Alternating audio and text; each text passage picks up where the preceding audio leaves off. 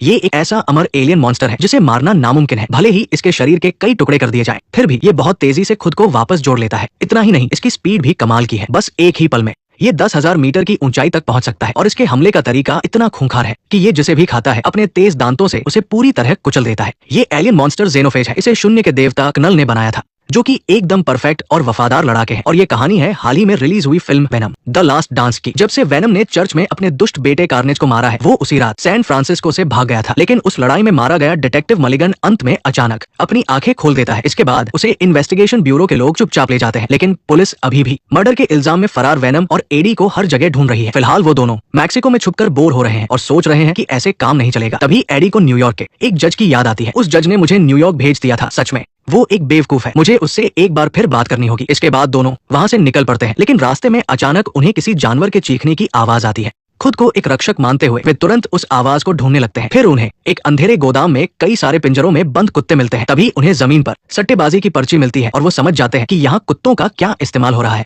लेकिन तभी वहां कुछ गुंडे चुपके से आ जाते हैं। उनके हाथों में हथियार थे और वो बिल्कुल मवाली लग रहे थे। लेकिन एडी घबराता नहीं है। वो कुत्तों को आजाद करके उनके लिए एक अच्छी जगह ढूंढना चाहता था, पर उनका बॉस तुरंत चाकू निकालता है और एडी के चेहरे पर एक गहरा कट लगा देता है। बस इसी का इंतजार तो वेनम को था। अब वेनम को हमला करने का पूरा मौका मिल गया था। वेनम की सुपर पावर के सामने आम इंसान कुछ भी नहीं है। उसने अपने टेंटिकल से उन गुंडों को कसकर जकड़ लिया और फिर एक एक करके सबको अपना शिकार बना लिया। इस तरह पिंजरे में बंद कुत्तों को एक नई जिंदगी मिल गई। वो बाहर आकर अपने मसीहा को विदा करते हैं, लेकिन ठीक उसी समय जेनोफेज चुपके से उनके पीछे आ जाता है। हालांकि उसने अभी हमला नहीं किया, क्योंकि उसे वो चीज नहीं मिली जिसकी उसे तलाश थी। इसके बाद वो तुरंत अंधेरे में गायब हो जाता है। अगले ही पल 10,000 मीटर की ऊंचाई पर एडी और वेनम एक पैसेंजर प्लेन के ऊपर चिपके हुए हैं। वो न्यूयॉर्क जा रहे हैं उस जज को ढूंढने के लिए। लेकिन इतनी ऊंचाई पर ना सिर्फ ऑक्सीजन कम थी, बल्कि बहुत ठंड भी थी। इससे एडी को मिशन इम्पॉसिबल के टॉम क्रूज की याद आ गई कि वो कैसे ये सब कर लेते हैं। और जैसे ही वेनम अपने असली रूप में आया, हजारों किलोमीटर दूर बैठे जेनोफेज ने वो चीज देख ली जिसकी उसे तलाश थी। उसने अपनी पूरी ताकत लगाई और एक झटके में हजारों मील दूर छलांग लगा दी। अब जेनोफेज का टारगेट बिल्कुल साफ था। उसने अपने खूंखार और नुकीले दांतों वाला मुंह खोला, लेकिन वेनम ने उसे चकमा दे दिया। गुस्से में आकर उसने दोबारा हमला किया, लेकिन इस बार प्लेन के इंजन की तेज हवा ने उसे अंदर खींच लिया। वेनम ने अपने टेंटिकल्स की मदद से किसी तरह खुद को बचा लिया, लेकिन जो जेनोफेज बच नहीं पाया उसका बहुत बुरा हाल हुआ। वो इंजन के ब्लेड्स में कटकर टुकड़े टुकड़े हो गया और मांस के लोथड़े नीचे गिरने लगे। हालांकि जेनोफेज कुछ देर के लिए मारा गया था, लेकिन अब वेनम को भी एडी से अलग होना पड़ा। वेनम की पावर छिनते ही एडी भी प्लेन से नीचे गिरने लगा। मुझे अलग होना पड़ेगा,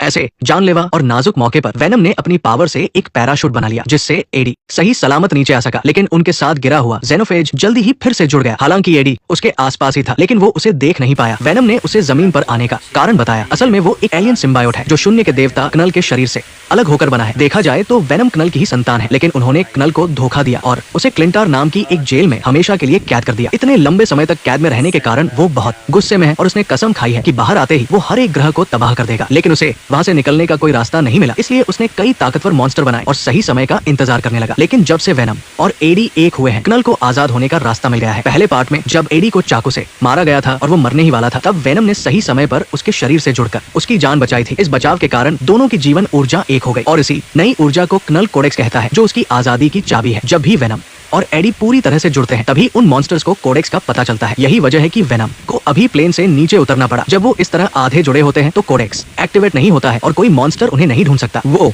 जल्दी से इस सुनसान जगह से निकलना चाहते थे, तभी उन्हें सामने एक घोड़ा आराम करता हुआ दिखा। एडी जल्दी से उसके पास गया और अपने टेंटिकल्स बढ़ाए। पल भर में ही वेनम उस घोड़े के अंदर चला गया, जिससे वो उसे पूरी तरह कंट्रोल कर सके। घोड़े के रूप में ढला वेनम एकदम बेकाबू हो चुका था। पहाड़ और जंगल पार करते हुए उसकी रफ्तार देखकर एडी को असली हॉर्स पावर का अंदाजा हो गया था। देखते ही देखते वो दोनों एक नदी के पास पहुंच गए, लेकिन जब वो जी भरकर पानी पी रहे थे, तभी उनके पीछे एक ऑस्प्रे हेलीकॉप्टर आ गया। असल में जब उन दोनों ने प्लेन से छलांग लगाई थी, उसी वक्त इन्वेस्टिगेशन ब्यूरो को इसकी खबर मिल गई थी। इन्वेस्टिगेशन के इंचार्ज जनरल ने तुरंत उन्हें पकड़ने के लिए एक स्पेशल टीम भेज दी थी। वो वेनम की कमजोरी जानते थे, इसलिए उन्होंने सोनिक वेपन्स का इस्तेमाल करके वेनम को होस्ट के शरीर से बाहर निकलने पर मजबूर कर दिया। लेकिन वेनम सिर्फ एडी को बचाना चाहता था, इसलिए वो तुरंत नदी के पानी में चला गया। पर इससे पहले कि वो एडी के पास पहुंचता, 6 स्पेशल कमांडो भी पानी में कूद पड़े। उन्होंने वेनम को पकड़ने के लिए एक जाल फेंका, लेकिन वेनम के पास अभी भी एक तरकीब थी। उसने खुद को एक मछली से जोड़ लिया ताकि वो तेजी से भाग सके। फिर जब उसे आगे पानी का बहाव टूटता हुआ दिखा, तो वो वापस एडी के शरीर में आ गया। लेकिन जैसे ही वो सामने आया, जेनोफेज को उसकी लोकेशन मिल गई। पलक झपकते ही वो आसमान से टपका और सीधे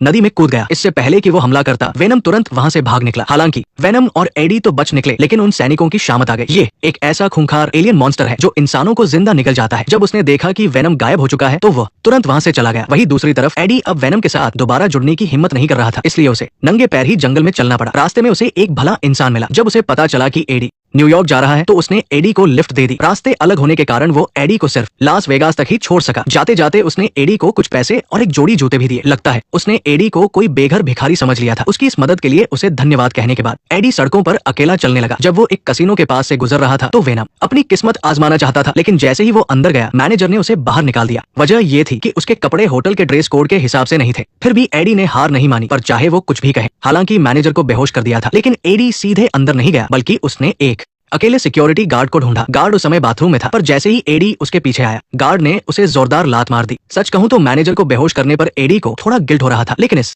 गार्ड को पीटने में उसे बड़ा मजा आया। गार्ड को कोने में घसीटने के बाद सूट पहनकर वो किसी अमीर आदमी जैसा लग रहा था। जब वो वापस कसिनो के दरवाजे पर आया तो मैनेजर ने हंसकर उसका स्वागत किया। इसे ही कहते हैं इंसान से ज्यादा उसके कपड़ों की इज्जत होती है। कसिनो के हॉल में आकर वेनम अपना जलवा दिखाने के लिए बेताब था, लेकिन कुछ ही देर में किस्मत ने उसका साथ छोड़ दिया। बहुत जल्द वो अपने सारे पैसे हार गया। इस बात से वेनम को बहुत गुस्सा आ गया। मैं हार गया, इसलिए याद रखना, अगर अच्छी जिंदगी जीनी है तो जुए से दूर रहो। ठीक उसी समय एडी को अपनी एक पुरानी जान पहचान वाली मिसेस चेन दिखी। वो यहाँ छुट्टियां मनाने आई थी और उसने कंगाल एडी को एक रात रुकने की जगह दे दी। उस शानदार होटल के कमरे में मिसेस चेन ने वेनम के साथ डांस करने की इच्छा जताई। एडी ने बिना सोचे तुरंत मना कर दिया, क्योंकि अगर वेनम बाहर आया तो उनका कोडेक्स सामने आ जाएगा। लेकिन मिसेस चेन को ये सब नहीं पता था। उसके बार बार जिद करने पर वेनम बाहर आ गया ताकि उसकी बात मान सके। आखिरकार उसने पहले मिसेस चेन की कई मुर्गियां खाई थी, तो इसे एक पुराना एहसान चुकाना कह सकते हैं। वेनम का ऐसा करना बेवकूफी नहीं थी। उसे पता था कि अगर जेनोफेज आया तो वो उसे संभाल लेगा। पर जैसे ही वो बाहर आया जेनोफेज को उसकी लोकेशन का पता चल गया। भले ही वो सामने था, पर उसे सिर्फ कोडेक्स चाहिए था। जब वेनम वापस एडी के अंदर गया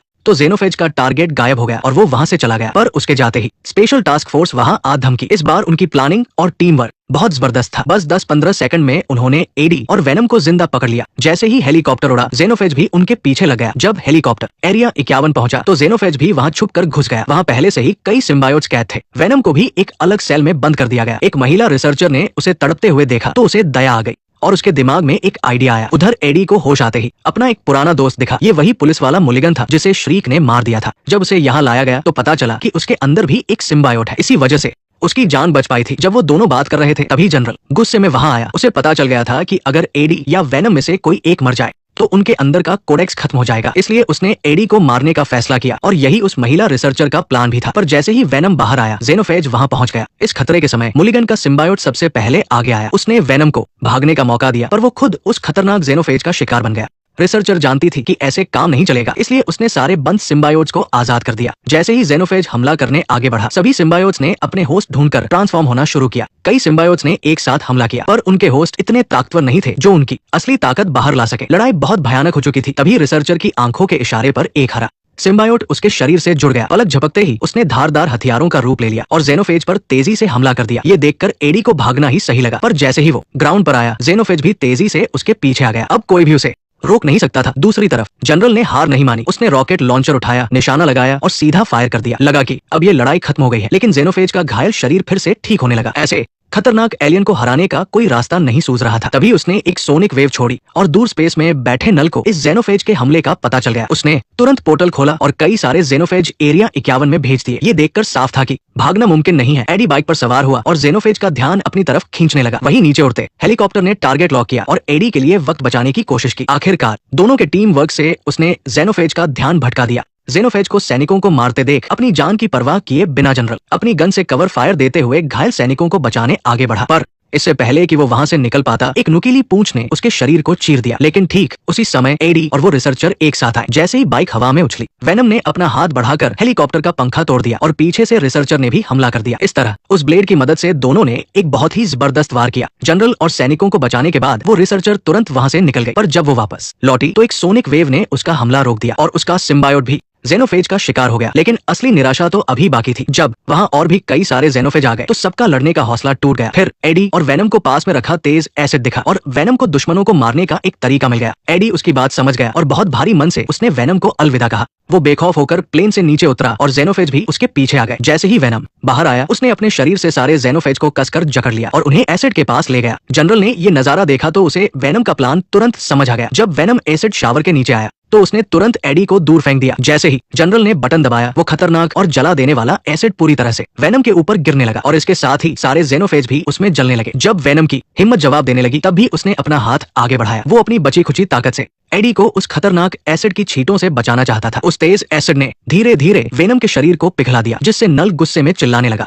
तभी एक जोरदार धमाका हुआ और रिसर्चर हवा में उड़कर दूर जा गिरी। हालात बिगड़ते देख डॉक्टर पेन ने उस छोटे से सिम्बायोट की तरफ इशारा किया। जब सब कुछ शांत हुआ तो एरिया 51 और जेनोफेज के साथ एडी का सबसे अच्छा दोस्त भी हमेशा के लिए चला गया था। जब एडी को अस्पताल में होश आया तो उसके पास सेना का एक बड़ा अफसर मौजूद था। उसने देश के लिए एडी की कुर्बानी को सराहा और उसके सारे पुराने गुनाह माफ करने का फैसला किया। लेकिन वेनम के बिना एडी को कुछ समझ नहीं आ रहा था कि वो अब कहां जाए। हालांकि अभी ये नहीं पता कि वेनम वापस आएगा या नहीं, लेकिन वो गॉड ऑफ वॉइड इतनी आसानी से हार नहीं मानेगा।